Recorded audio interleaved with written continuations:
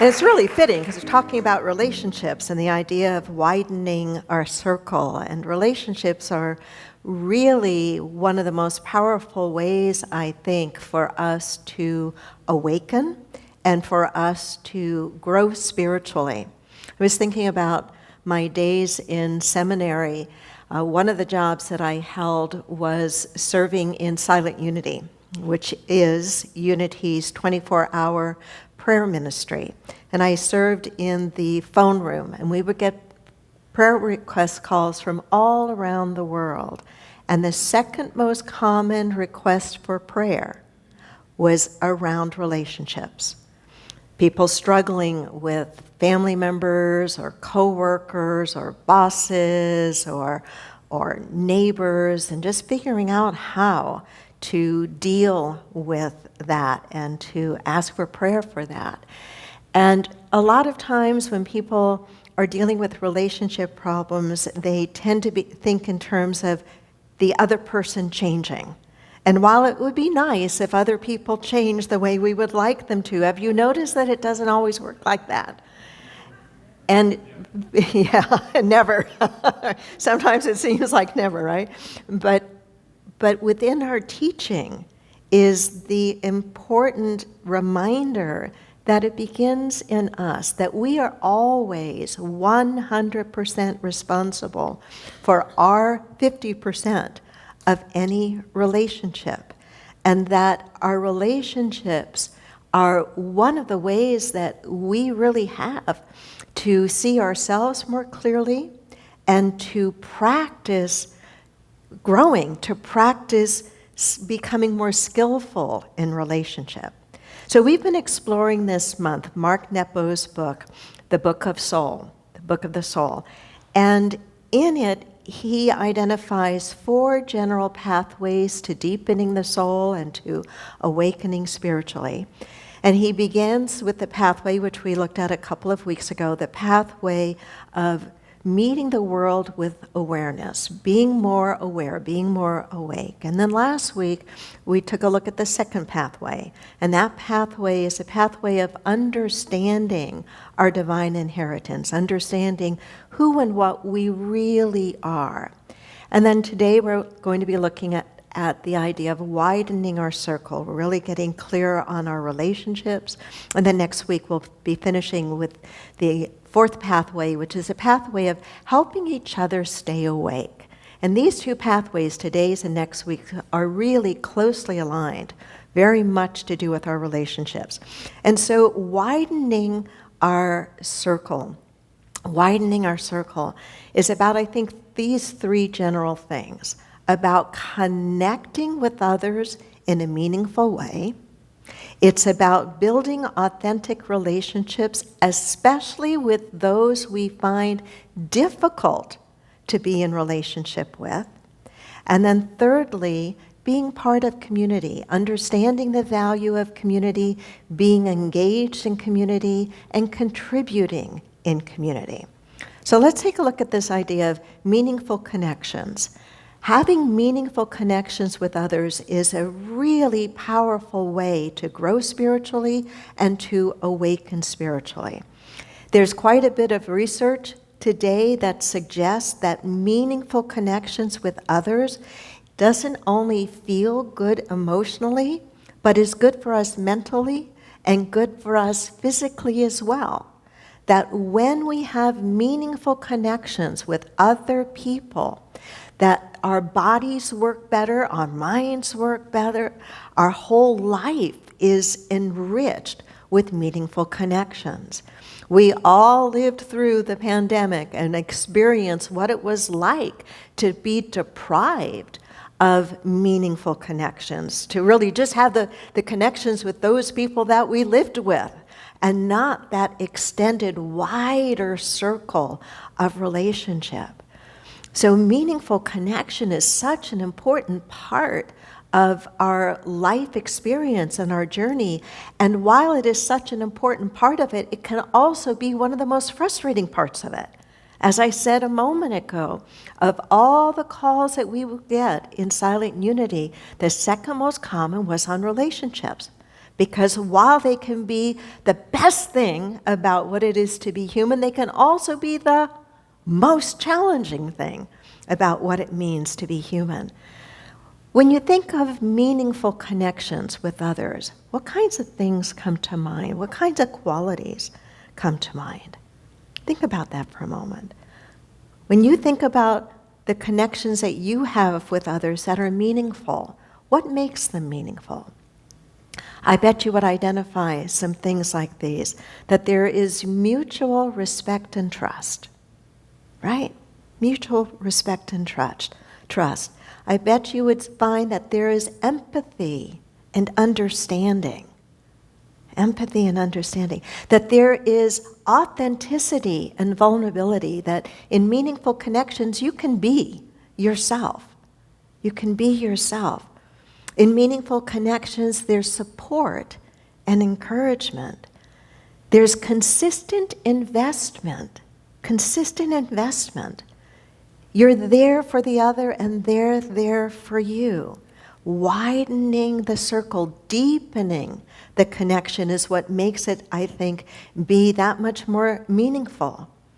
In addition to the work that Mark Nepo does in his book, the Book of Soul, in writing about the importance of widening our circle, we can see that in our religions, in our spiritual traditions, there's emphasis on this idea as well, emphasis on our connections with each other. If you think about the Eastern religions, if you think about Buddhism, if you think about Hinduism, there's a real emphasis on the fact that everything is interconnected, that we really are one. And when we really get that, not just in our heads, but we begin to embody that, we then show up in a different way, in a better way. We then make richer, more meaningful connections. In the Abrahamic traditions, Christianity, Judaism, Islam, there's the emphasis on meaningful connection. There's the teaching both in Judaism and in Christianity to love thy neighbor, right? To love thy neighbor, and without a qualifier. It's not like love thy neighbor if you like them. Love thy neighbor if they do what you think they should be doing, if they live in a way that is agreeable to you. There's not a qualifier. It's love thy neighbor. In Islam, there is the emphasis on acts of kindness and charity as an essential way to purify one's soul. That acts of charity, that acts of kindness being a way of purifying one's soul. In Buddhism, there is the emphasis on the Sangha, on the community.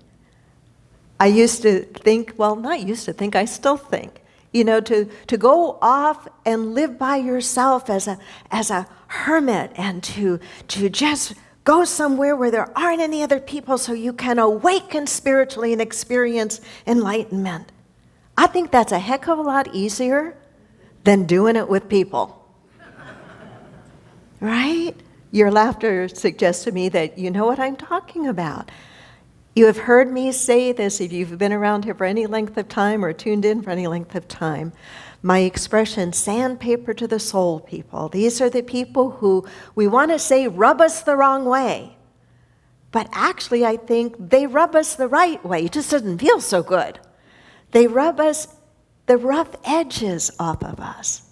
At least when we are part of a spiritual practice, that's the way we choose to see those that we might describe or label as sandpaper to our soul people. We choose to recognize that there is value in that, even though it may be uncomfortable at times. And so there is the development of meaningful connections, of relationships that are built on respect and authenticity and trust and vulnerability and consistency of making the investment in those relationships. Secondly, there is the importance of building authentic relationships, connections with those that we find especially difficult to be with. That to me is the advanced course. How we show up in the places where it's difficult, with that neighbor that is annoying and frustrating and maybe doing some wrong things. How do we show up there? How do we show up with the coworker that doesn't do enough work, or that takes the credit, or is dismissive of our ideas, our input, or the boss that's that way? How do we show up in those difficult relationships? How do we take 100% responsibility for our 50% of that relationship? Authentic relationships serve as a vital pathway to us growing, to us evolving. Jesus said, "What reward do you have if you love only those who love you?" Even the tax collectors do that. Even the tax collectors do that. What was he trying to say? I think he was trying to say that it's easy to love the people that love us. It takes no effort to love the people that love us. It's enjoyable, it's fun, it's enriching, and we should have plenty of it. But the reward isn't in loving the people who love you, it's in loving the ones that are difficult. Why? And what kind of reward is he talking about? He wasn't talking about a reward that you could put your hands on. He wasn't talking about a material reward. He was talking about the most important reward I think we can ever experience, and that's the reward of our own soul's growth. In whatever ways you have grown as a person, in whatever ways you have grown spiritually, that is something that no one and nothing can ever take from you. You have become something new. You have become something more. You have built a capacity or increased a capacity that no one and nothing can take from you when you make the choice to find a way to love the one that's most difficult to love. It doesn't mean we have to agree with everything that they do or say. It doesn't mean that we let people walk all over us. It doesn't mean that we don't set boundaries if boundaries need to be set. But it means that we recognize the value of those relationships in helping us to become better people. And what we know in our teaching is that as we become better, as we vibrate to a higher, more loving, more spiritualized energy, we begin to attract more and more of that in like kind. So even if the other never changes, even if the other still shows up with the same grit of sandpaper to us as they always have, we will have been made different. And that makes all the difference in the world. I was trying to remember, and I was not successful in doing it this morning, but I had recalled vaguely a story of I think it was about a very advanced Tibetan teacher who was about to leave one area of his country and go to another, and was divesting himself of pretty much everything. But the one thing he didn't want to leave behind was the person who cooked his meals. And when he was asked why he didn't want to leave that person behind, because it was known that they had a very challenging relationship, he said, because that is the very person that helps to keep me awake. I want to take him with me. How many of us are at the place in our life that we can say the same thing? But we can strive to be there. We can strive to be like that monk that recognized the value of the difficult person in their life. It's about widening our circle, widening it, not leaving anyone out. Our relationships can serve as mirrors, right? They can serve as mirrors. They reflect back to us aspects of ourselves that we might not otherwise see. The good and the not so good.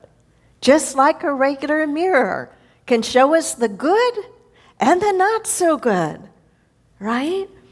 Our relationships are like mirrors that reflect back to us. We learn about our strengths. We learn about our weaknesses.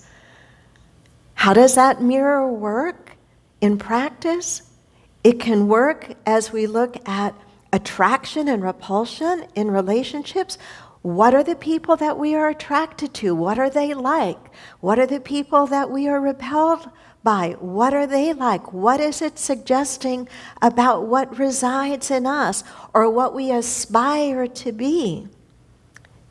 The attraction, the repulsion, the mirror says something to us. The reactions that we have in relationships, especially if they are disproportionate and negative to what's going on. Pay attention whenever you have a really strong reaction to someone that is disproportionate to whatever it is they have just said or done. It oftentimes is pointing to something unresolved in us that just got triggered or just got touched. The mirror works with relationship patterns. Sometimes we find that we keep attracting the same kind of people in our lives. It's a wake-up call. It's an opportunity as we are widening our understanding and widening our circle. It's a wake-up call to us to try to identify what is that pattern saying about us. It's not that every single person in the world is like that, but somehow we keep attracting. Is this making any sense? Or am I just talking to myself this morning? Maybe it's a little bit of both. We are attracting, when we keep attracting the same kinds of patterns, it's a time to pause with gentleness and with eyes as wide open as we possibly can keep them to try to discern what is that pattern saying about us. Maybe it is saying something about our own internal dynamics or our own beliefs or our own sense of identity or our own inability to set healthy boundaries. Relationships are one of the most powerful ways that we can grow spiritually. Nepo writes about the idea of ungloving ourselves in these relationships that are challenging. I'd never heard the word ungloving before, but I like it. He says, it's about ungloving ourselves to experience the raw, unfiltered reality of human interaction. The raw, unfiltered reality of human interaction. That's, to me, the sandpaper to the soul. To take the gloves off and to experience that. He says this openness is essential for spiritual growth. Holding nothing back is a key to spiritual awakening. This includes being open to both joy and pain and allowing ourselves to be seen and known by others. Joy and pain. We have no problem with the joy part. It's the pain part that we tend to run away from. And while I'm not suggesting anybody wallows in pain, pain is a friend. It's trying to get our attention that something is not quite right. And whether that's pain in the body, saying something physically is not quite right, or pain in the emotions, saying something's not quite right in this relationship, we want to pay attention to it. We want to touch it enough that it can open itself up to us and we can see the gift that it's holding within. And then in widening this circle, this last broad theme that Nepo emphasizes is the importance of community as a sacred space for growth. I worry when I see what seems to be happening in so many faith communities, ours and others as well, how few of us continue, I'm not talking about you here because you're here, but how few of us continue to make it be a priority to be together in community, in spiritual community. There are other kinds of communities that are important for us, social communities, communities built around hobbies, all well and good. There is still something, though, in spiritual community that is essentially important.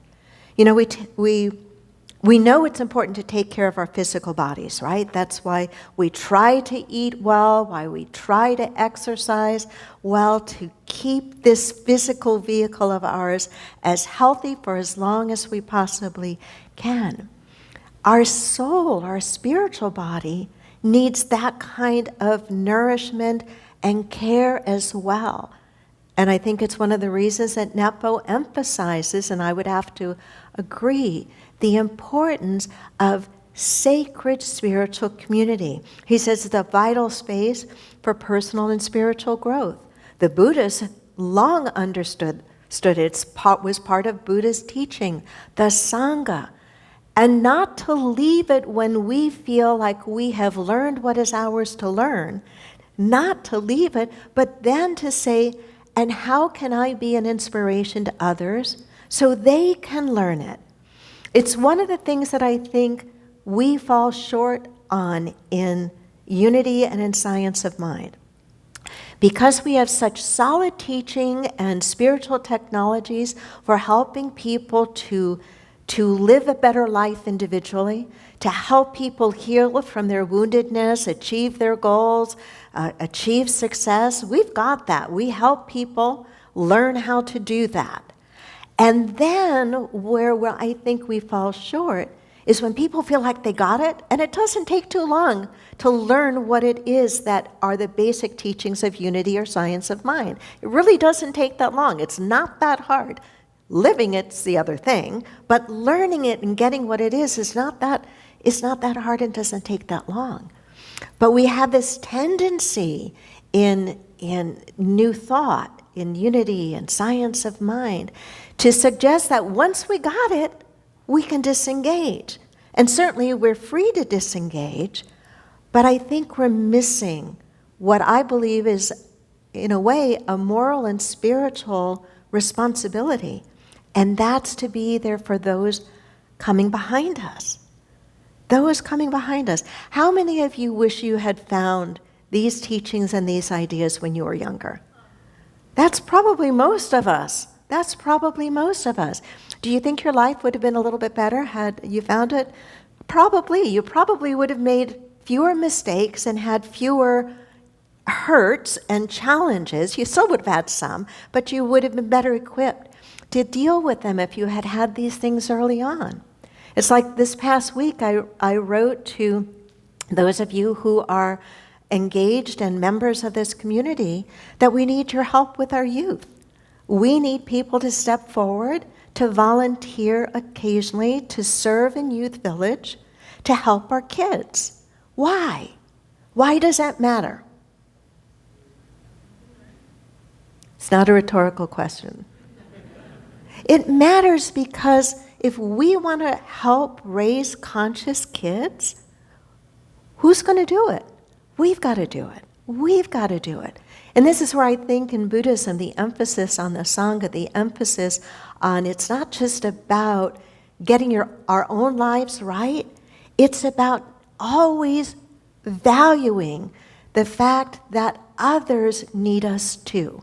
And that we can help those that are maybe newer in the teaching or struggling in the teaching. And you know what happens when we do that? We continue to grow. So when Nepo and others write about this idea of the importance of community as widening our circle, they talk about it from the standpoint of not just showing up, but being engaged, making a difference. We don't all have the same time, we don't all have the same bandwidth, but we all do have some time, and we all do have some bandwidth. If we really want to make the world a better place, not just for ourselves, but for a wider circle, then we each have a role to play. The Dalai Lama refers to this as enlightened selfishness. Have you ever heard those words together? I like them. Enlightened selfishness. It's the idea that we do things for others, not just for them, but for our own growth that happens as we do it. Does that make sense? I think it makes a lot of sense.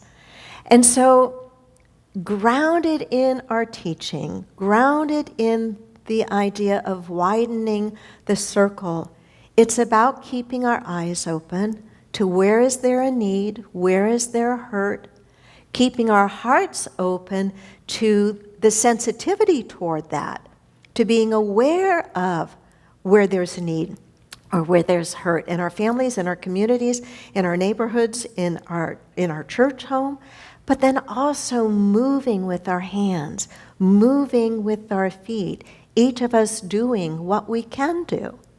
Jesus said, "For I was hungry and you gave me something to eat. I was thirsty and you gave me something to drink. I was a stranger and you invited me in. I needed clothes and you clothed me. I was sick and you looked after me. I was in prison and you visited me." The disciples said, "When did we do these? When did you do these things? When did we do these things? We didn't see it." And if you're familiar at all with the scriptures, you know he said, "Truly, whatever and whenever you did it for the least of these, you what? You did it for me. You did it for me." So in closing, as we've been looking at this very broad theme of awakening and growing spiritually, as we've looked today at the idea of widening our circle, it is about having meaningful ways to connect. That is vital to our physical, emotional, and mental well-being. Building authentic relationships, especially with those that are difficult for us to be in relationship with, because as we make the effort to be in those relationships, we grow, and that growth is an investment in ourselves that no one and nothing can ever diminish or take away from us. And then actively participating in our communities, making a difference right where we are. That's how we transform our life, and that's how we heal our world with love. Namaste.